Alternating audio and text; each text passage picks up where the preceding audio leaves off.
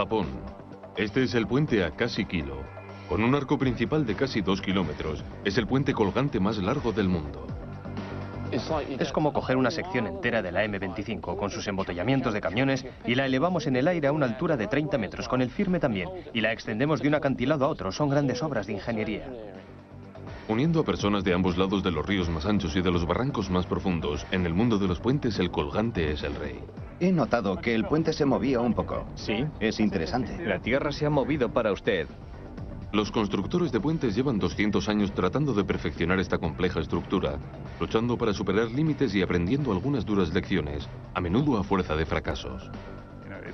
Es algo realmente horrible. Hace que se me erice el pelo de la nuca, porque no me apetece nada ir allí.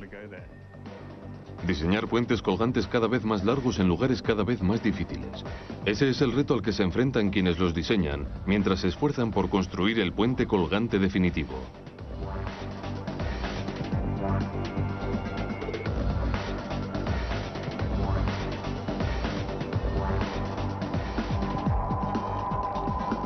Ingenio al límite. Puentes colgantes. El puente colgante es la única estructura conocida por el hombre que puede abarcar más de 1,5 kilómetros sobre algo. Desafía a las leyes de la gravedad y simplifica las travesías difíciles.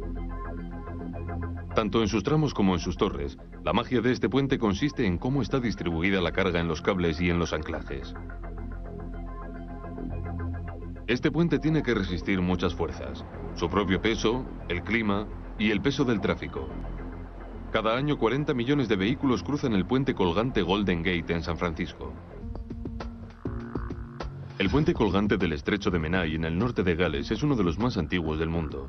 La mayoría de sus contemporáneos se desmoronaron debido al mal diseño y a la falta de comprensión sobre el funcionamiento de este tipo de puentes. Chris Weiss diseñó el puente Millennium de Londres y es profesor de diseño de ingeniería civil o de caminos. Al igual que todos los ingenieros, se anticipa constantemente a las amenazas que se ciernen sobre los puentes colgantes.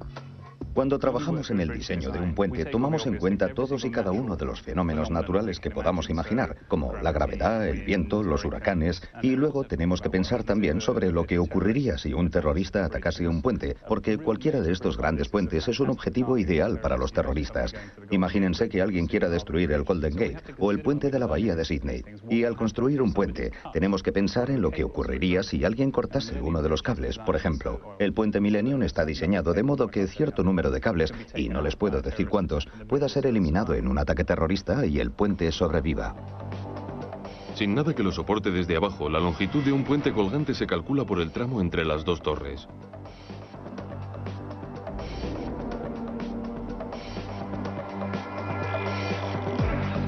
Torres.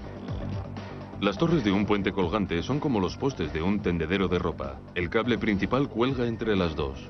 Las torres probablemente sean lo más importante. Si las torres fallan, se desmorona todo el puente. Pero el funcionamiento de las torres es una sorpresa. Tienen propiedades semejantes a las de un árbol. Si se imaginan a un árbol en un vendaval, no trata de mantenerse rígido y resistir el viento por la fuerza, sino que cede, y al ceder permite que el viento disipe su energía. Los ingenieros tardaron años en aprender los principios básicos. Sin unos cuantos pioneros clave, no tendríamos el puente de suspensión que vemos hoy en día. El puente colgante de Clifton es una obra maestra de la ingeniería, diseñado por Isambard Kingdom Brunel en 1829, cuando tenía 23 años de edad. Su diseño fue tan perfecto que ha permanecido sin cambios estructurales hasta nuestros días. Lamentablemente, Brunel falleció 5 años antes de que estuviese terminado. Las torres de mampostería tienen una altura de 26 metros, pero pronto resultó evidente que la mampostería tenía sus límites. Los puentes más largos necesitaban torres más altas, y las torres de mampostería jamás podrían ser lo suficientemente altas. Y ese no era el único problema. La mampostería es un material quebradizo. Si se sacude, se desmorona como un castillo de naipes. Estas son las secuelas del terremoto que asoló San Francisco en 1906. 25.000 edificios quedaron destruidos. Nunca habían sido más evidentes las limitaciones de la mampostería. Luego llegó el acero, y con él la posibilidad de construir torres más altas, y por lo tanto, puentes más largos como el Golden Gate. Y el acero tenía otra ventaja en las zonas propensas a los terremotos como San Francisco. era dúctil. Dúctil significa que no se quiebra fácilmente. Es lo contrario de quebradizo. Y siendo dúctil, hay dos motivos para querer que sea dúctil. Uno es que avisa que está a punto de desmoronarse, que cuando empieza a doblarse se puede ver que algo está pasando. Y el otro es que en un caso dinámico absorbe energía, porque se puede desplazar hacia atrás y hacia adelante, mientras que con materiales quebradizos solo hace bang y se va todo abajo. No hay aviso alguno, no hay absorción de energía, todo se rompe a la vez. Cuando se inauguró el puente Golden Gate en 1937, se convirtió en el puente más largo del mundo. Con unas torres de casi 230 metros, casi 10 veces más altas que las del puente colgante de Clifton. El Golden Gate se convirtió en un icono mundial. El acero dominó durante 50 años, pero lo hizo a un precio muy alto, y en la década de 1970, los diseñadores encontraron una solución: unir la flexibilidad del metal a la comodidad del cemento. El camino hacia adelante era el hormigón armado con acero. Haciendo realidad una ambición personal, Chris Wise va a ver el funcionamiento interno del primer puente del mundo que se construyó con torres de hormigón, el puente Humber, en East Yorkshire. No, se comporta sorprendentemente bien. Quiero decir que casi esperaba ver cómo se movía, porque cuando se observa desde el nivel del suelo, Sí. tiene un aspecto esbelto. Se ve una cosa fantástica de un lado a otro del agua y casi esperas ver cómo se mueve. Esperas que esté un poco más vivo. Inaugurado en 1981, el puente Humber es hoy el cuarto más largo del mundo. ¿A qué velocidad sopla el viento? Echemos un vistazo. A unos 10 metros por segundo. A unos 40 kilómetros por hora aproximadamente. He notado que el puente se movía un poco. ¿Sí? Es interesante. ¿La tierra se ha movido para usted? Sí. Con torres de hormigón armado, hoy en día los puentes colgantes se pueden construir a una velocidad que habría asombrado a los primeros pioneros.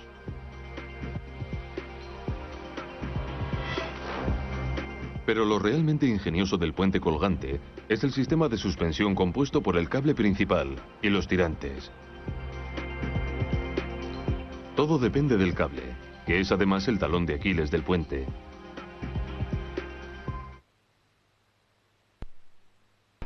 Cables.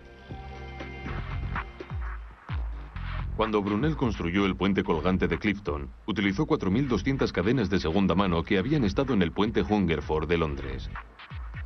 Antiguamente utilizaban cadenas para la suspensión de los puentes y hacían los cables de cadenas de hierro forjado, hechas de montones y montones de piezas individuales, y era muy complicado, se tardaba muchísimo. Las pesadas cadenas significaban que una buena parte de la fuerza del puente se dedicaba a soportar su propio peso. Así se limitaba la longitud y el tráfico. Luego, hacia finales del siglo XIX, un hombre que trabajaba en América iba a cambiarlo todo. Este es el puente Roebling de Cincinnati. Lleva el nombre del hombre que lo diseñó, John Roebling, un genio atormentado. Estaba obsesionado por fomentar un innovador diseño para puentes. El puente de Cincinnati solo fue un simulacro del puente que le daría fama internacional a Roebling.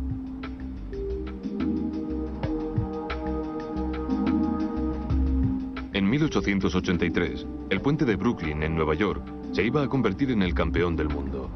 Una vez terminadas, sus torres iban a tener una altura de 84 metros y 30 centímetros, las estructuras más altas de Manhattan en aquella época.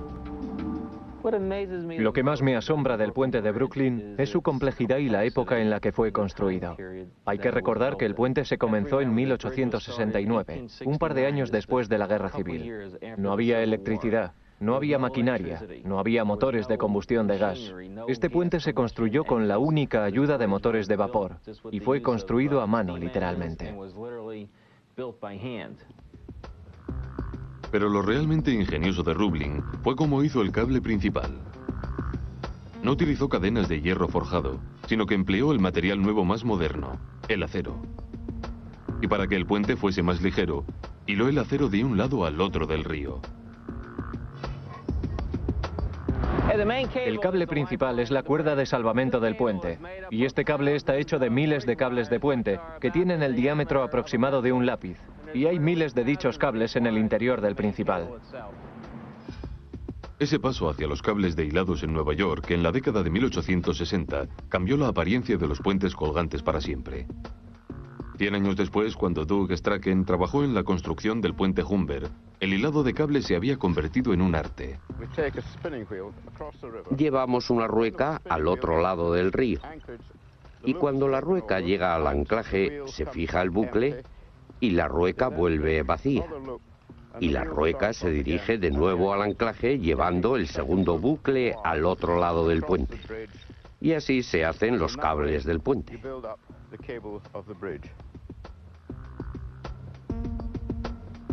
Luego, el cable se ancla en el suelo con una enorme cantidad de hormigón.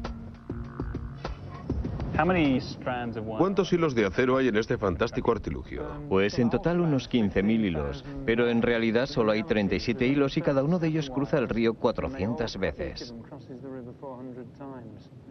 ¿Y qué vida, qué duración tienen prevista? Se supone que durarán unos 120 años y ese es realmente el tendón de Aquiles del puente colgante. Es muy difícil sustituirlo y alguien dijo una vez que tratar de sustituir los cables de un puente colgante es como si vas al dentista y te dice, tiene los dientes y las muelas bien, pero hay que estirparle las encías. Los grandes pasos dados adelante en la tecnología del sistema de suspensión han permitido que los ingenieros alarguen la longitud, conectando así a más personas a mayores distancias.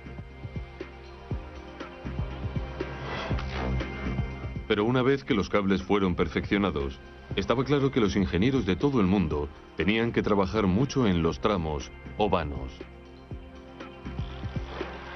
Vano. A mediados del siglo XX, todos habían reconocido el valor del puente colgante, pero en noviembre de 1940 ocurrió algo que cambiaría a este tipo de puentes para siempre. El puente de Tacoma Narrows en el estado de Nueva York se inauguró en julio de 1940 y saltó a la fama instantáneamente. Bautizado con el nombre de Galloping Gertie, el puente que acababan de inaugurar comenzó a oscilar incontrolablemente. Hace que se me erice el pelo de la nuca solo con pensarlo, porque no apetece nada ir allí. Es algo realmente horrible. El 7 de noviembre de 1940, Galloping Gertie se desmoronó. Para los diseñadores nada volvería a ser igual. El desmoronamiento del puente de Tacoma Narrows fue un toque de diana para los diseñadores de puentes colgantes. Por procurar la esbeltez, habían subestimado la fuerza del viento. El misterio estaba en el hecho de que el puente Tacoma había sido diseñado para resistir vientos de 200 km por hora. Sin embargo, la velocidad del viento el día 7 de noviembre de 1940 era de solo 65 km por hora. La clave para desentrañar el misterio se encontraría en un fenómeno llamado frecuencia natural. La frecuencia natural es algo que le resultará muy familiar a cualquier persona a la que le guste la música. Es la nota que emite algo. Si pulsas la cuerda de una guitarra o de un violín, oyes una nota que tiene una frecuencia concreta. Y ocurre lo mismo con los puentes. Aquí tenemos tres estructuras. Cada una de ellas tiene una frecuencia natural distinta. La frecuencia natural es la frecuencia a la que quiere vibrar si la pulsas. Y aquí tenemos una frecuencia natural muy lenta. Aquí tenemos una muy rápida y aquí una intermedia. En esta prueba, la frecuencia natural del puente de Tacoma Narrows es más semejante a la lenta. Cuando los vientos impactan sobre un puente, crean muchos torbellinos llamados vórtices. Los problemas empiezan cuando dichos vórtices tienen la misma frecuencia natural que el puente. Eso se llama resonancia. Si ahora sacudo el soporte de estos tres puentes, si lo hago muy lentamente, con un movimiento lento, con la frecuencia natural del más lento, como pueden ver, el más lento y más grande empieza a responder y consigo una enorme amplificación casi sin hacer nada. Si lo hacemos a una velocidad intermedia, el del medio se dispara y los otros dos se detienen. Y si lo hago realmente rápido, es el pequeño el que se dispara y los otros dos se detienen. Aquella mañana, con vientos que creaban vórtices en la frecuencia natural del Galloping Gertie, solo era cuestión de tiempo que la resonancia hiciera que el puente se desmoronara. Para los aterrados ingenieros del puente de Tacoma, de repente, el viento era el enemigo.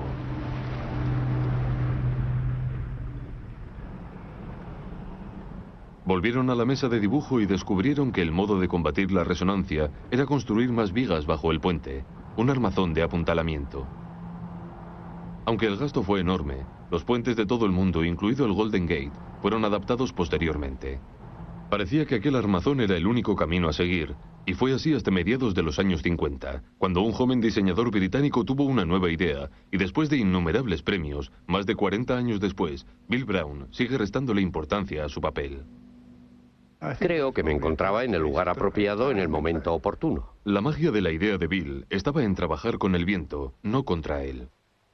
No sabía si funcionaría aerodinámicamente, sabía que funcionaría estructuralmente, pero no si funcionaría la parte aerodinámica.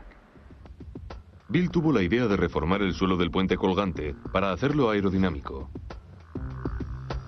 El viento se desvía al llegar al puente y el suelo vuela con el viento. Bill acababa de terminar el puente de Ford Road y había ganado el encargo de construir un puente sobre el río Severn. Sería el primer puente colgante del mundo que tuviese un nuevo suelo. Pero antes tenía que probarlo. 40 años después, Bill va a demostrar los resultados de su prueba en el túnel de viento. Primero hace la prueba en el suelo del puente de Tacoma. Como pueden ver, la sección de Tacoma Narrows se retuerce bastante violentamente. A solo 65 kilómetros por hora el suelo del Tacoma no podría resistir el viento. Ahora hemos montado el puente del Severn y el viento es de 240 kilómetros por hora. Y como pueden ver, la estabilidad es absoluta y se debe a que tenemos una sección aerodinámica. El viento se frena por encima y por debajo de ella. Es aerodinámica. El puente colgante del Severn fue inaugurado en 1966 y abriría el camino para los puentes modernos. La magia consiste en que es aerodinámico y por lo tanto la fuerza del viento se disipa y se crean muy pocos vórtices, por lo que generalmente no necesitamos añadir resistencia estructural para superar las fuerzas principales. Tras el éxito del puente del Severn, todos los puentes del mundo se construyeron con suelo aerodinámico, empezando por el Humber. Resistir al viento y a los terremotos es un reto, pero hay otras fuerzas de la naturaleza dispuestas a destruir los puentes colgantes. Los ingenieros creyeron durante años que comprendían el efecto de una persona al pasear por un puente, pero no lo comprendían. ¡Atención! ¡Rompan el paso! ¡Marchen! Todos sabemos que el ejército romano tenía que romper el paso para cruzar un puente. Y el motivo era que al caminar muy uniformemente, muchas personas ponen el pie en el suelo al mismo tiempo. Y si resulta que un puente tiene una frecuencia próxima a esa, los romanos debieron de descubrir hace 2000 años que si no rompían el paso, acabarían derribando los puentes. 2000 años después de que los romanos entraran en Londres marchando, el tema de las pisadas sería un problema para Chris y su equipo el día de la inauguración del puente Millennium sobre el Támesis.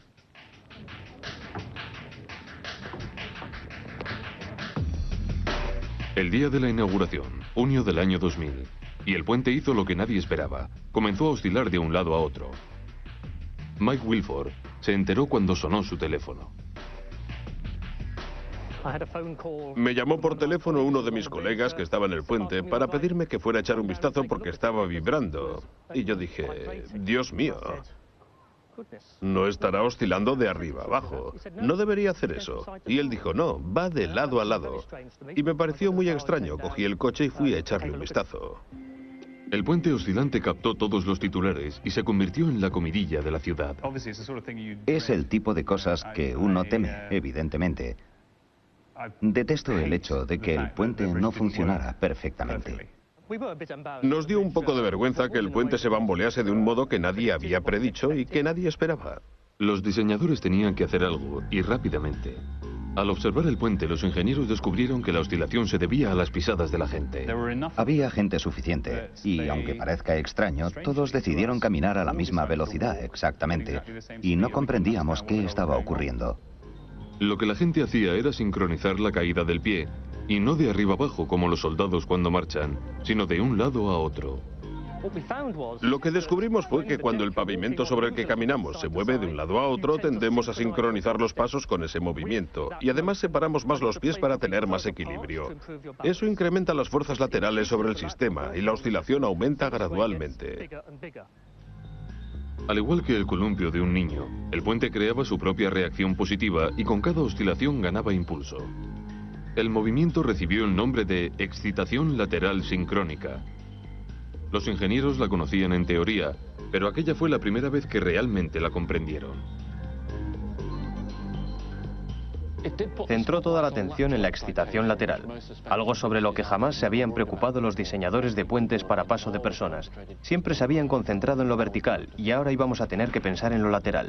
El problema que tanto habían tardado en comprender se resolvió rápidamente. Se resolvió poniéndole amortiguadores. Son como bombines llenos de miel que drenan toda la energía. Si la estructura se mueve, disipan toda la energía. Se soluciona fácilmente. El nuevo descubrimiento causó agitación en todo el mundo. Se hicieron pruebas de excitación lateral sincrónica en todos los puentes del mundo para asegurarse de que no les ocurriría a sus puentes. Y resultó que muchos de ellos se habían estado moviendo muy en secreto, sin que nadie lo mencionara realmente, porque a todos les daba un poco de vergüenza. Pero desde entonces se han puesto amortiguadores en muchos puentes como resultado del problema que se dio en el Millennium.